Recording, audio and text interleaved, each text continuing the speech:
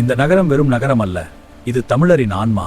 கிபி 14ஆம் நூற்றாண்டின் தொடக்கத்தில் தென்னிந்தியாவின் இதயம் போல திகழ்ந்தது மதுரை. பாண்டிய நாட்டின் செல்வம் உலகையே கவர்கிறது. முத்துக்கள், பொன், வைரம். பாண்டிய நாட்டின் செல்வம் உலக வர்த்தகர்களின் கனவாக இருந்தது. அப்பா, ஒரு மரணம் ஒரு பேரரசின் நிலையை மாற்றப் போகிறது. பாண்டிய நாட்டை நான் காப்பாற்றுவேன். சகோதரர்கள், ஆனால் இப்போது எதிரிகள். வீரபாண்டியன் தான் உண்மையான மன்னன், இல்ல சுந்தர பாண்டியன் தான். அரியணை போராட்டம் மக்களின் இதயங்களையும் உடைத்தது. ஒரே நாட்டில் 2 படைகள், 2 அரசர்கள்.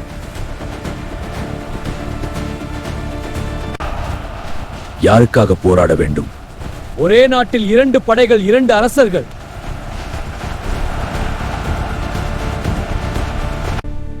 இந்தியாவின் செல்வம் அனைத்தும் தில்லிக்கே சொந்தமாக வேண்டும். வடக்கில் பேராசை உருவெடுத்துக் கொண்டிருந்தது. நான் தெற்கை தில்லியின் காலடியில் கொண்டு வருவேன். ஒரு அடிமை இப்போது பேரரசுகளை விழுங்க வந்த தளபதி.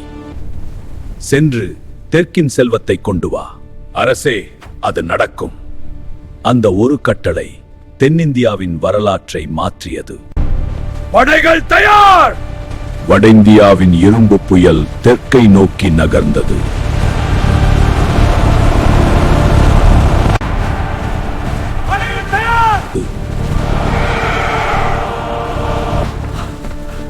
மாலிக் கபூரின் படை நெருங்குகிறது. தெற்கின் அரசாட்சிகள் நடுங்கின. நாம் எதிர்த்து நிற்க வேண்டும். இப்போது ஒன்றாக நிற்க வேண்டிய நேரம்.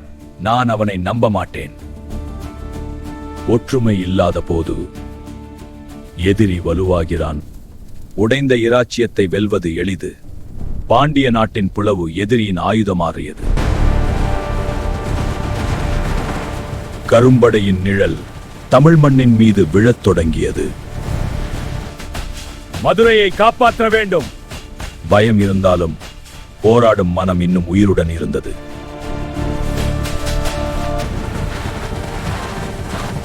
குழந்தைகளை உள்ளே.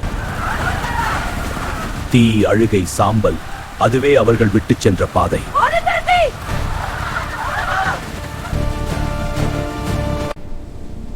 அதுதான் தெற்கின் செல்வ நகரம் மதுரை. இப்போது புயலின் கண்களில் இருந்தது.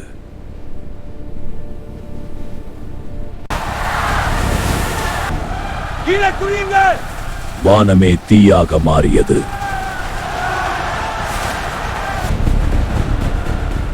அச்சத்திற்கும் நடுவில்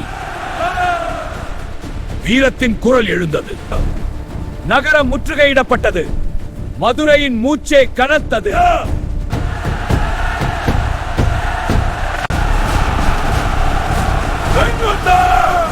இரும்பும் கோபமும் மதுரையின் கதவுகளை தாக்கின.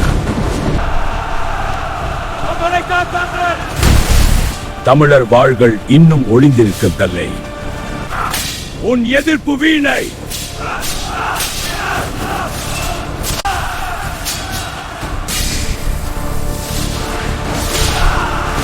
பாண்டிய வீரர்களின் கடைசி நம்பிக்கையாக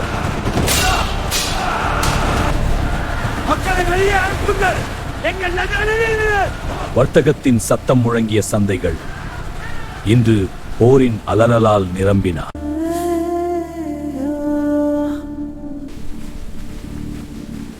எங்கள் மக்கள் உயிர் பிழைக்கட்டுமா?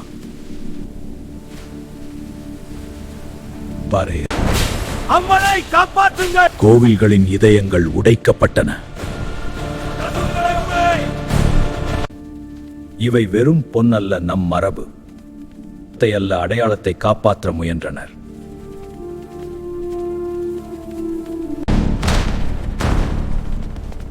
செல்வங்களை தேடுங்கள். போருக்கு பின்னால் இருந்த உண்மையான நோக்கம் கொள்ளை. இவை தெய்வத்தின் பொருட்கள். இப்போது சுல்தானின் சொத்து. பொன் மட்டுமல்ல, மக்களின் நம்பிக்கைகளும் கொள்ளையடிக்கப்பட்டன. ஒரு பேரரசின் வீழ்ச்சி அழுகுறில் மூழ்கியது.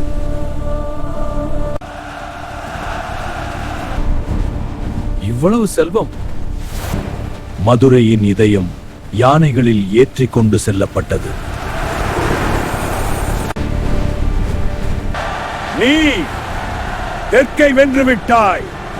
வடக்கில் கொண்டாட்டம், தெற்கில் கண்ணீர். தில்லியின் மகத்துவம். ஒரு பேரரசின் செல்வம் இன்னொரு பேரரசின் அரண்மனையை நிரப்பியது.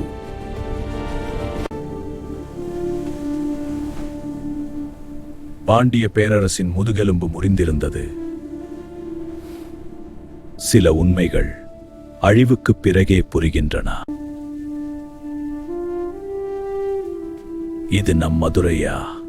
போரின் பின்னர் அமைதி கூட பயமாக இருந்தது. ஆனால் இந்த மண் மீண்டும் எழும். சாம்பலின் கீழ் இன்னும் உயிருடன் இருந்தது. அதனால்தான் ஒற்றுமை உடைந்தால் பேரரசுகள் வீழலாம். இசை மீண்டும் திரும்பிவிட்டது. மதுரையின் ஆன்மா முழுமை அழிக்கப்படவில்லை.